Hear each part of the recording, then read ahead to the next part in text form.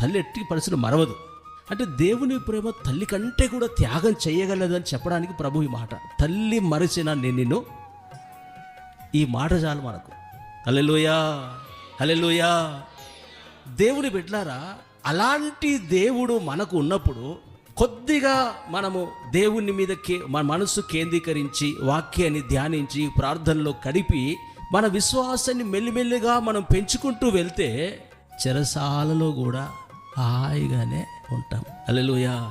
ఇప్పుడు ఏ పని చేయకుండా సంఖ్యలు వేశారు, ఉంటుందా? ఎక్కడ పని దొరకట్లేదు, ఉద్యోగం దొరకట్లేదు. హల్లెలూయా. చెరసాలలో బంధించబడి ఉన్నాడు. కానీ పేతురు గుండెల్లో ఒక విశ్వాసం ఏంటంటే, నేను చెరసాలలో ఉన్నా, సంఖ్యలలో ఉన్నా, నా దేవుడు నాతోనే ఉంటాడు. హల్లెలూయా, హల్లెలూయా. ఖచ్చితంగా దేవుడు నా ద్వారా జరగవలసినవన్నీ జరిగించే వరకు నన్ను ఎవ్వరి చేతికి అప్పగించాడు.